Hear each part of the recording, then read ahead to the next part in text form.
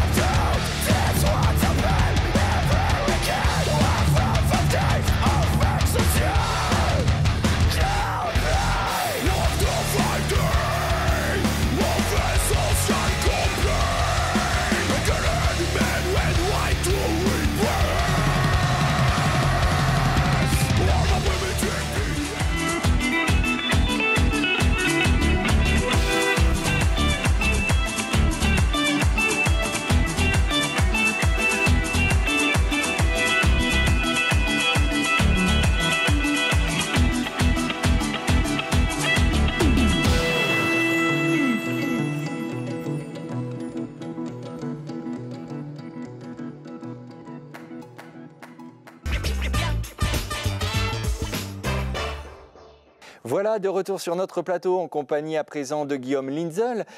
Guillaume, bonjour. Bonjour Sébastien. Guillaume, quelle est la philosophie du Dourges Music Festival? Eh bien, l'idée de départ, c'était de proposer un moment festival sur Dourges et que ce moment soit accessible à la fois aux gens qui vont souvent à des concerts et aussi aux gens qui n'y vont pas. Donc il fallait proposer quelque chose de qualitatif et aussi d'abordable. Alors, grâce à nos partenaires financiers, la commune de Dourges, le département, la CAC, et aussi nos sponsors qui sont repris dans toutes nos publications. J'invite les téléspectateurs à regarder qui sont ces excellents professionnels. Grâce à donc, ce montage financier, on peut proposer un festival gratuit. Parce que c'est vrai qu'aujourd'hui, quand on va dans un gros festival en famille, il y a le prix des billets, il y a le prix du repas, il y a le prix des consommations, ça monte vite. Donc là, on peut proposer un festival gratuit avec des consommations sur place très abordables. Pour autant, on ne voulait pas rogner sur la qualité et pour ça, on mise sur les groupes régionaux parce qu'on a la chance d'avoir un vivier de musiciens extraordinaires dans la région et ça nous permet de proposer aussi bien des musiques, des compositions originales que des reprises, des tributes qui sont très à la mode.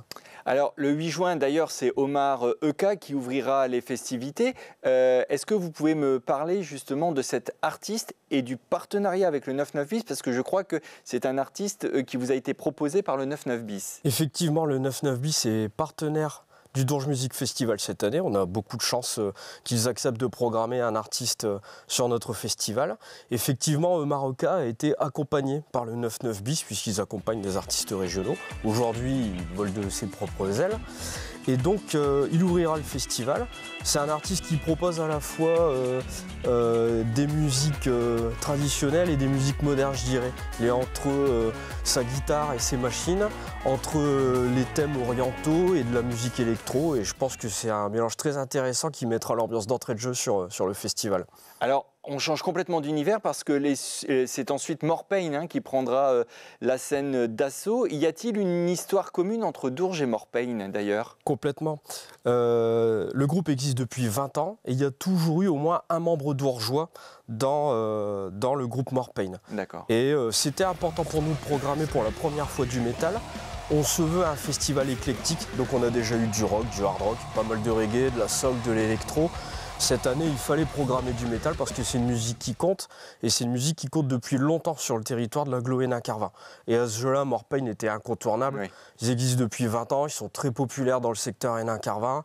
C'est un des meilleurs groupes régionaux, et je pense que c'est aussi un très bon groupe pour découvrir le métal, pour ceux qui ne connaissent pas, parce qu'ils font une musique très énergique et très entraînante, et je suis sûr qu'il y a beaucoup de gens qui vont apprécier. Donc ça, c'est pour la partie création, et oui. On passe ensuite donc au tribute band, comme on le disait tout à l'heure, avec le Red Hot Experience. Que pouvez-vous nous dire sur ce groupe? Alors, c'est un groupe de reprise des Red Hot Chili Peppers, qui est un groupe qui compte beaucoup depuis les années 90, qui ont une longue carrière. Donc on sera dans cette ambiance plus funky, plus dansante, mais tout aussi rock. Et c'est un groupe qui a quand même fait beaucoup de tubes et beaucoup de gens les connaissent sans même parfois le savoir. Et encore une fois, là, je pense qu'on va assumer une transition très éclectique entre le métal de Morpain et la tête d'affiche autour de Nirvana. Parce que justement, c'est le groupe Bleach qui s'est spécialisé dans la reprise des titres de Nirvana qui clôturera du coup le festival. Pourquoi avoir décidé de rendre hommage à ces légendes du grunge à l'occasion du Dourges Music Festival? Ça faisait plusieurs années qu'on se disait pour 2024 et les 30 ans du coup de la disparition du groupe Nirvana et de son leader Kurt Cobain, c'était la bonne année pour faire un tribute Nirvana en tête d'affiche de notre festival. Alors on a choisi Bleach, on a fait une entorse à notre principe de ne programmer que des groupes issus de la région de Hauts-de-France. Il y a beaucoup de très très bons tributes Nirvana dans la région, mais quand on a découvert Bleach, qui d'ailleurs tourne beaucoup dans notre région et en Belgique également, ça a été comme une évidence. Et d'ailleurs ils ont fait sold out comme on dit, c'est-à-dire qu'ils ont joué à guichet fermé. Oui.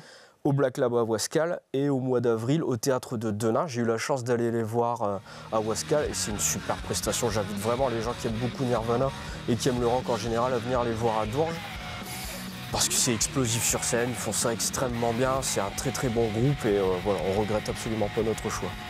Alors pour les festivaliers qui assisteront à ces concerts, qu'est-ce que vous avez mis en place pour les accueillir? Alors on a la chance d'être dans un très beau cadre, Marine en parlait tout à l'heure.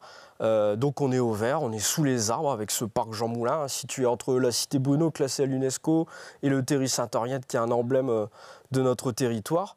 Et donc les bénévoles de l'association Dourges Animation, j'en profite pour saluer le président Olivier Blondeau, donc les bénévoles accueille le public vraiment avec beaucoup de plaisir. C'est l'avantage aussi des manifestations associatives, c'est très familial. Donc on propose une buvette et on propose aussi un barbecue pour restaurer le public. Et puis c'est une ambiance qui est très familiale. On a des gens de tous âges qui viennent voir ce festival. Il y a des groupes d'amis ados, des groupes d'amis adultes. Il y a des gens qui viennent avec des jeunes enfants. C'est extrêmement familial et convivial comme ambiance. Du coup, ça joue de quand à quand, on va dire? Ça va démarrer à 18h et puis on en a à peu près jusque minuit, minuit et demi. D'accord. Alors, quelle est votre ambition justement pour ce festival dans les prochaines années? C'est de s'inscrire dans la durée. On est seulement à la 4e édition. On sent qu'on progresse d'année en année. Maintenant, c'est de durer le plus longtemps possible, de continuer à rester sur notre philosophie de départ, à savoir proposer de la qualité. Le plus longtemps possible, on espère pouvoir faire ça gratuitement et puis proposer quelque chose qui fasse découvrir des tas de musique, des artistes régionaux et qui invite, comme je le disais au début, même les gens qui ne viennent pas souvent des concerts, à les inciter à venir au Dourges Music Festival. Et à la fois dans la création et dans le cover, comme on dit, pour les tribute bands. Exactement, être sur ces deux pendants, les tributes qui sont très à la mode actuellement et qui permettent aux gens de voir en live des artistes qu'ils n'ont jamais vus, et puis aussi d'être sur la composition, parce qu'il faut soutenir la création musicale. Guillaume, merci beaucoup d'avoir accepté notre invitation. J'en profite également pour remercier Marine Douterlogne qui a répondu à mes questions tout à l'heure. Et donc bon vent à cette 4e édition du Dourges Music Festival qui se déroulera donc le 8 juin prochain au parc Jean Moulin à Dourges, bien évidemment. Quant à nous, on se retrouve très vite pour un nouveau numéro dont vous en parle.